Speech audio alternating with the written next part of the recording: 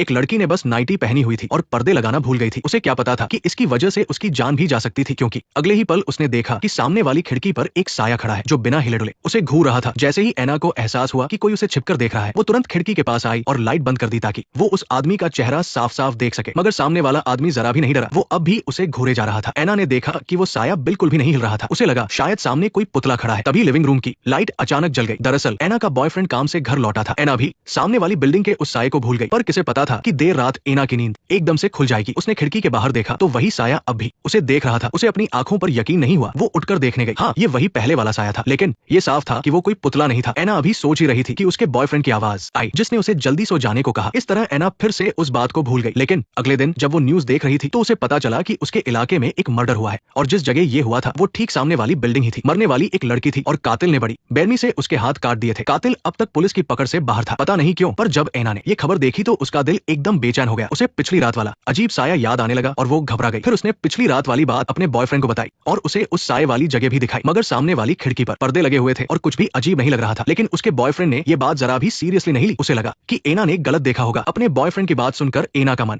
थोड़ा शांत हो गया। उसे भी लगा कि शायद वो ज्यादा सोच रही है। पर जब वो एक न्यूज स्टैंड के पास से गुजरी और उस मर्डर केस के बारे में अखबार में पढ़ा तो उसकी दिलचस्पी उस केस में बढ़ गई। उसने इंटरनेट पर उस खबर के बारे में सर्च किया। ये सर्च करना ही उसकी गलती थी, क्योंकि इससे एना का शांत हुआ मन फिर से घबराने लगा। उसे पता चला कि मरने वाली लड़की छठी विक्टिम थी और ये सभी लड़कियां उसी के घर के आसपास रहती थी। सामने वाली बिल्डिंग का साया याद आते ही एना को डर लगने लगा। उसे यकीन हो गया कि उस साये के पीछे जरूर कोई राज है। अपनी घबराहट को कम करने के लिए एना अकेले एक मूवी थिएटर में चली गई। उसने सोचा था कि कोई कॉमेडी फिल्म देखकर उसका मन बहल जाएगा, लेकिन शुरू होते ही ठीक उसके पीछे वाली सीट पर कोई आकर बैठ गया। एना ये देखकर एकदम घबरा गई। इतना बड़ा सिनेमा हॉल पूरा खाली पड़ा था, तो फिर ये आदमी जानबूझकर ठीक उसके पीछे ही क्यों बैठा? लेकिन डर के मारे एना में सीधे पीछे मुड़कर देखने की हिम्मत नहीं थी। उसने बस हल्की सी गर्दन घुमाकर उस आदमी के जूते देखे। एना की सांसें तेज हो चुकी थी। तभी उसे महसूस हुआ कि पीछे बैठा आदमी धीरे धीरे उसकी तरफ झुक रहा है। एना से और बर्दाश्त नहीं हुआ। वो फौरन अपनी सीट से उठी और थिएटर से बाहर भाग गई। वो नहीं चाहती थी कि कोई उसका पीछा करे, इसलिए वो एक भीड़ भरे सुपरमार्केट में चली गई। उसने सोचा यहीं से घर के लिए कुछ सामान भी खरीद लेगी। लेकिन जब वो सामान चुन रही थी तो उसकी नजर उन्हीं जूतों पर पड़ी जो उसने थिएटर में देखे थे। उसने उस साइको का चेहरा देखने की कोशिश की, लेकिन वो साइको भी उसी को देख रहा था। ये देखते ही एना डर गई और उसने तुरंत अपनी नजरें हटा ली। वो बाहर निकलने का रास्ता ढूंढने लगी, लेकिन उसने देखा कि वो जहां भी जा रही थी वो साइको आदमी हमेशा उसके सामने आ जाता था। घबराहट में उसके हाथ से एक डिब्बा गिर गया। वो साइको फौरन उसकी तरफ देखने लगा। खतरे को भांपते हुए एना पास के एक स्टोर रूम में छिप गई। दरवाजे के शीशे से उसने बाहर झांका, लेकिन तभी एक स्टाफ मेंबर की आवाज सुनकर एना बुरी तरह डर गई। रात में एना ने दिन में हुए